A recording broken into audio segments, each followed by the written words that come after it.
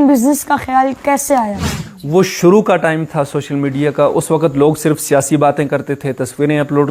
کیا آپ نے اپنے برانڈ KDS کو گورنمنٹ سے رجسٹر کروایا ہوا ہے؟ مجھے ایسا لگتا تھا کہ کمپنی بنانا کوئی بہت بڑی کوئی راکٹ سائنس ہے. پھر میں نے FBR سے سب سے پہلے رجسٹر کروایا, اس کے بعد SSCP سے بھی رجسٹر کروایا. کیا آپ آن لائن بزنس کے علاوہ بھی کوئی کام کرتے ہیں؟ صرف اسی چیز کو میں لے کے چل رہا ہوں. مستقبل میں ارادے ہیں. آن لائن اور آف لائن بزنس میں کون سا آسان ہے اور ان میں کیا فرق ہے؟ وقت, محنت اور جہد مسلسل, یہ دونوں چاہے آف لائن کریں آن لائن کریں. السلام علیکم ناظرین, صافی میڈیا میں آپ سب کو خوش آمدید. ناظرین, آج ہمارے ساتھ موجود ہے سوشل میڈیا ایکٹیوسٹ اور KDS برانڈ کے بانی جناب کمیل احمد ماویہ صاحب. کمیل بھائی, ویلکم ٹو مائی شو. جی بہت شکریہ, آپ بھی اپنا قیمتی وقت نکال کے سفر کر کے میرے پاس آئے ہیں. مرحبا, ویلکم. کمیل بھائی, سب سے پہلے تو ہمارے ناظرین کو آپ یہ بتائیں کہ آپ کا آبائی علاقہ کون سا ہے اور آپ نے ابتدائی تعلیم کہاں سے حاصل کی؟ میرا آبائی علاقہ جو ہے وہ گلگت بلتستان کا ایک چھوٹا سا ضلع ہے, ضلع دیامر نام ہے. بابوسر ٹاپ سے کوئی 15-20 کلومیٹر اپوزٹ سائڈ پہ میرا گاؤں ہے. 2002 میں تقریباً ایبٹ آباد میں مستقل ہم یہاں پہ شفٹ ہوئے. مسجد خلفاء راشدین, وہیں سے میں نے اپنا حفظ میں مکمل کیا. گریجویشن کے لیے پہلے میں کالج گیا, post graduate college number 1 Abbottabad. وہاں پہ میں نے پری میڈیکل میں نے FSC کا پارٹ 1 کیا. پھر اس کے بعد مجھے مدرسے کا دوبارہ شوق ہو. جامعۃ الرشید کراچی پاکستان کا ایک معروف ادارہ ہے, وہاں سے پھر میں نے اپنے درس نظامی کو جاری رکھا اور وہاں ساتھ ساتھ پھر میں نے گریجویشن بھی وہیں سے کی ہے. آپ سوشل میڈیا کی طرف کیسے راغب ہوئے اور آپ کب سے سوشل میڈیا کے اوپر ایکٹیو ہیں؟ مجھے بچپن سے ہی اخبارات پڑھنے کا شوق تھا. اس زمانے میں سوشل میڈیا وغیرہ نہیں ہوتا تھا, لیکن کہیں سے بھی مجھے کوئی پرانا ہی اخبار بے شک آتا ہے یا کوئی میگزین آتا ہے تو میں اس کو پڑھتا تھا. یہ میری بچپن کی عادت تھی. میں یہاں سے کراچی جامعۃ الرشید گیا تو سوشل میڈیا پروان چڑھنا شروع ہوئی تھی. فیس بک وغیرہ اور اس طرح کی جو سوشل ویب سائٹس ہوتی ہیں وہ نئی معاشرے میں عام ہونا شروع ہوئی تھیں. تو وہاں پہ دیگر مدارس کی طرح قدغن نہیں لگایا, ہمیں اس چیز سے آگہی دی کہ اس کو آپ پازیٹیولی بھی یوز کر سکتے ہیں. تو وہیں سے بس سوشل میڈیا کی طرف میں راغب ہوں اور اس کے بعد سے مستقل ایکٹیو ہے. سوشل میڈیا پر ایکٹیو رہتے ہوئے آپ کو آن لائن بزنس کا خیال کیسے آیا؟ آن لائن بزنس کا خیال بھی سوشل میڈیا کے توسط سے ہی آیا. ہوا کچھ اس طرح کہ 2010 11-12 سے لے کے تقریباً 2015-16 تک ہم سوشل میڈیا پہ ایکٹیو ہوتے تھے مسلسل. تو وہاں پہ مختلف چیزوں کے اوپر لکھتے بھی تھے, بولتے بھی تھے, تو ایک حلقہ احباب بن گیا. مجھے خیال آیا کہ بھائی یہ جو تعلق ہے صرف حالات حاضرہ اور اس طرح کی چیزوں پر نہیں ہونا چاہیے, بلکہ اس سے بھی مضبوط تعلق آپس میں بننا چاہیے. تو اس وقت پاکستان کے اندر آن لائن بزنس جو وہ ڈیجیٹلائز نہیں ہوا تھا زیادہ. لوگ وہی جو مروجہ طریقہ اسی کے مطابق لین دین کا معاملات کرتے تھے. لیکن چونکہ میں سوشل میڈیا دیکھتا تھا, باہر ممالک میں جو چیزیں ہوتی تھیں چیزوں کو آبزرو کرتا تھا, وہیں سے خیال آیا کہ یار یہ کام میں بھی کر سکتا ہوں. اللہ تعالیٰ نے ایک حلقہ احباب بہت خوبصورت دوست دیے ہیں جو مجھ پہ ٹرسٹ بھی کرتے ہیں. تو اس حوالے سے پھر میں نے ٹرائی کیا. تقریباً یہ سال 2016 کی بات ہے جب میں نے آن لائن بزنس کرنے کا پکا عزم کیا, اور پہلی پروڈکٹ جو تھی وہ ہماری سلاجید تھی, جو میں نے وہاں پہ اس کو اپنی پوسٹیں لگائیں سوشل میڈیا اکاؤنٹ. تو 2016 میں جب میں نے پوسٹیں لگائیں تو اس وقت شروع میں بہت مشکل بھی لگا, بہت الٹے سیدھے لوگوں کے تانے اور اس طرح کی چیزوں کا بھی سامنا کرنا پڑا. ظاہر سی بات ایک نئی چیز تھی. اب تو کوئی اگر اس طرح کا اقدام اٹھاتا ہے, کوئی اقدام کرتا ہے تو اس کو سراہا جاتا ہے. وہ شروع کا ٹائم تھا سوشل میڈیا کا. اس وقت لوگ صرف سیاسی باتیں کرتے تھے, تصویریں اپلوڈ کرتے تھے, تو کاروبار کا کوئی اتنا رجحان نہیں تھا. اور پھر خاص کر میں جو پروڈکٹ لے کے آیا تھا اس کے حوالے سے پاکستان میں ایک اسپیسیفک کنسیپٹ بنا ہوا تھا, اس کی وجہ سے بھی بہت ساری چیزوں کا سامنا کرنا پڑا. لیکن 1-1.5 سال کے اندر آہستہ چیز کو برداشت کرنے کی صلاحیت بھی اللہ نے دے دی, اور میں نے اس چیز پہ زیادہ اپنا ٹائم ضائع نہیں کیا, کسی کو ریٹیلیٹ نہیں کیا, بلکہ اپنے کام کے اوپر فوکس کیا. کیونکہ میں فارنر لوگوں کو دیکھتا تھا کہ وہ کس طریقے سے جو اسمال بزنسز ہوتے ہیں اس کو اٹھا کے ایک بہت بڑا بزنس کھڑا کر دیتے تھے. تو مجھے اس سے ایک ڈھارس بنتی تھی, انسپریشن ملتی تھی, اور مجھے لگتا تھا کہ انشاءاللہ ایک دن ایسا آئے گا کہ جو لوگ ابھی آج کل تھوڑا سا مذاق اڑاتے ہیں, ان کا بھی قصور نہیں ہے, وہ اس لیے اڑاتے تھے کہ ان کے لیے بالکل ایک نئی چیز تھی. لیکن میں نے ہمت نہیں آ رہی, اور آہستہ وہ کام میرا بڑھتا گیا, اور الحمدللہ آج آپ کے سامنے KDS کی صورت میں پورا ایک برانڈ کھڑا ہے. کیا آپ نے اپنے برانڈ KDS کو گورنمنٹ سے رجسٹر کروایا ہوا ہے؟ جیسا کہ میں نے آپ کو بتایا کہ پھر اس کے بعد میں نے جب کام کو مسلسل کیا تو میرا کام الحمدللہ بہت زیادہ ایکسپینڈ ہونے لگا.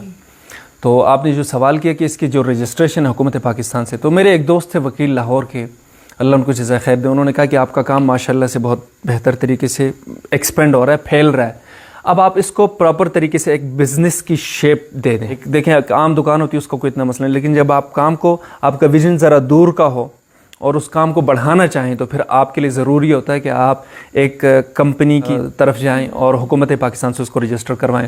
تو ابتدا میں مجھے بالکل معلومات نہیں تھی، مجھے ایسا لگتا تھا کہ کمپنی بنانا کوئی بہت بڑی کوئی راکٹ سائنس ہے۔ بہرحال وہ ٹھوکریں بھی کھائیں اور کچھ نقصانات بھی کروائی، لیکن وہاں پہ کام جب بڑھا تو اس کے بعد پھر میں نے FBR سے سب سے پہلے رجسٹر کروایا، اس کے بعد SSCP سے بھی رجسٹر کروایا۔ اب الحمدللہ میرا جو برانڈ ہے KDS وہ ایک گورنمنٹ آف پاکستان سے رجسٹرڈ ہے، اپرووڈ ہے، اس کی وجہ سے پاکستان سے باہر بھی میں ایکسپورٹ بھی کر سکتا ہوں، پاکستان کے اندر تقریباً ہر شہر میں ہمارا پارسل جاتا ہے ڈرائی فروٹ کی صورت میں۔ کیا آپ آن لائن بزنس کے علاوہ بھی کوئی کام کرتے ہیں؟ آن لائن بزنس یہ جو KDS ہے، اس کے علاوہ بھی کچھ ایک دو ٹرائی تو میں نے ضرور کیا تھا، لیکن مستقل میں نے کسی کام کو نہیں کیا، اسی کام کے اوپر فوکس کیا اور آج الحمدللہ صرف اسی چیز کو میں لے کے چل رہا ہوں۔ مستقبل میں ارادے ہیں اس کو مزید سٹیبل کرنے کے بعد انشاءاللہ میں بڑھوں گا۔ آن لائن اور آف لائن بزنس میں کون سا آسان ہے اور ان میں کیا فرق ہے؟ دونوں بزنس چاہے وہ آف لائن ہو چاہے آن لائن ہو، وقت، محنت اور جہد مسلسل یہ دونوں میں ضرورت ہے اس میں۔ اور آپ نے کہا کہ اس میں فرق کیا ہے، تو فرق بہت بڑا ہے۔ آن لائن بزنس جو ہوتا ہے وہ ان لمیٹڈ کسٹمر تک آپ رسائی حاصل کرتے ہیں، اس میں کوئی لمٹ نہیں ہے، لیکن اگر آپ آف لائن کی طرف آتے ہیں تو آپ کا ایک مخصوص سٹور ہوتا ہے یا پھر ایک تھوڑا سا سپر سٹور کی طرف آپ جا سکتے ہیں۔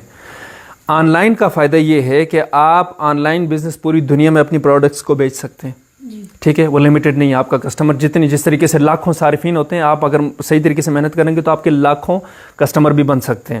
سوشل میڈیا کے اوپر جتنے لوگ ایکٹیو ہیں ان کو آپ اپنے کسٹمر بنا سکتے ہیں، ایک تو یہ ہے، اور دوسرا پھر آپ آن لائن پر صحیح فوکس کریں گے تو یہ اتنا آپ کو کما کے ریونیو جنریٹ کرے گا کہ آپ کا آف لائن یعنی آؤٹ لیٹس کی صورت میں، مختلف سٹورز کی صورت میں آپ کا وہ والا بزنس آٹومیٹیکلی شروع ہو جائے گا۔ تو دیکھا اگر جائے نا تو آن لائن جو ہے وہ مشکل ہے، آف لائن آسان ہے، آن لائن مشکل ہے۔ اس کا میں آپ کو ایک چھوٹی سی مثال دے کے سمجھاتا ہوں۔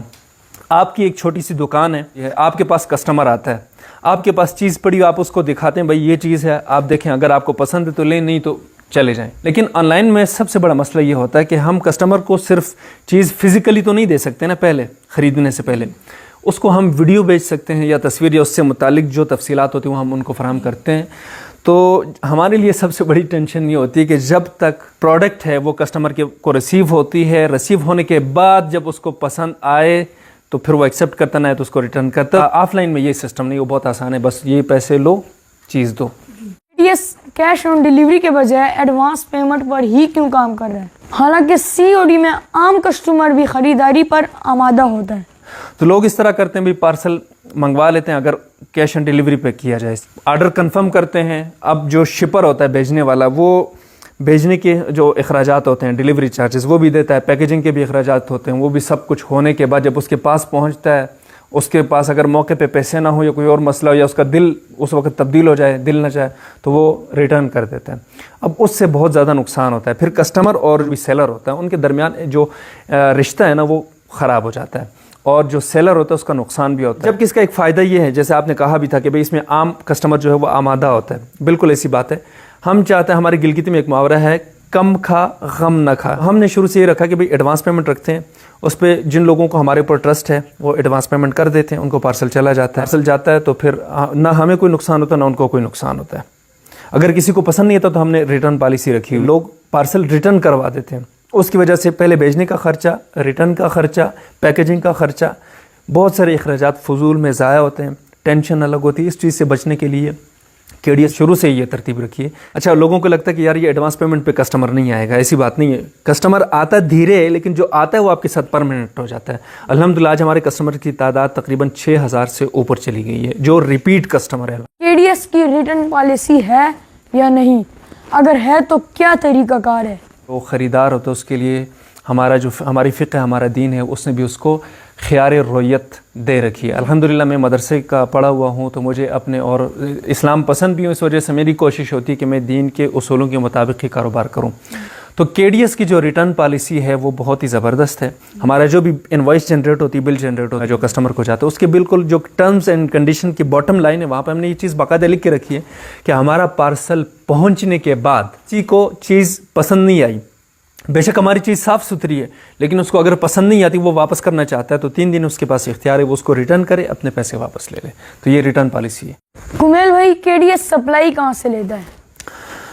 سپلائی کی بات جو ہے وہ مختلف پروڈکٹس ہیں, ڈرائی فروٹ کچھ پاکستان کے علاقوں کے ہیں, کچھ دوسرے ہیں. جس طریقے سے ابھی ہمارا اخروٹ وغیرہ ہوتا ہے, یا چلغوزہ ہوتا ہے, یہ سلاجیت ہوتی ہے, اس طرح کی چیزیں ہم گلگت سے لاتے ہیں جو میرا آبائی علاقہ بھی ہے. بادام, انجیر, خوبانی اور یہ جو میوہ جسے کشمش وغیرہ کہا جاتا ہے, اس طرح کے کافی سارے آئٹم جو ہیں وہ افغانستان سے آتے ہیں. کاجو ہمارا انڈیا سے آتا ہے, انڈین کاجو ہم یوز کرتے ہیں.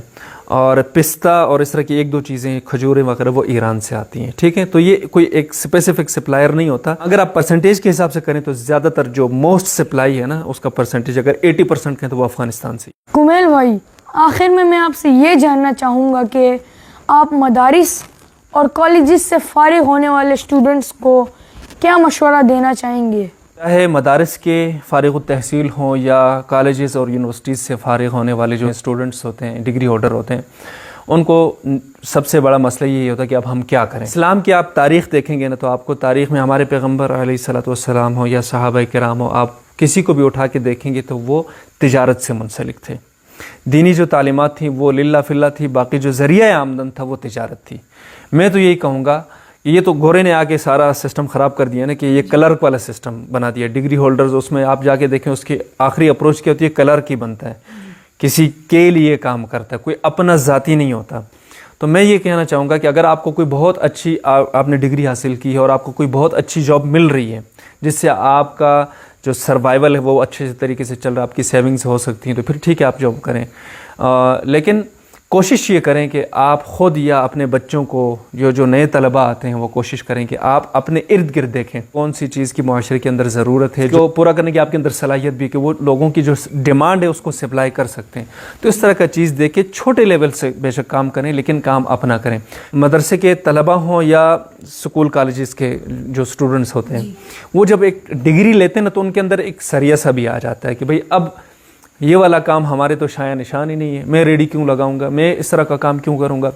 آپ بہت سے بزنسز کو اٹھا کے دیکھیں, گلی محلے سے شروع ہوتے ہیں اور پھر پوری دنیا میں ان کے آؤٹ لیٹس بنتے ہیں.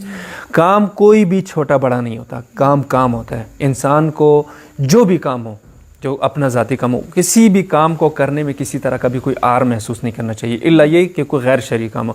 غیر شرعی چیزوں سے بچیں.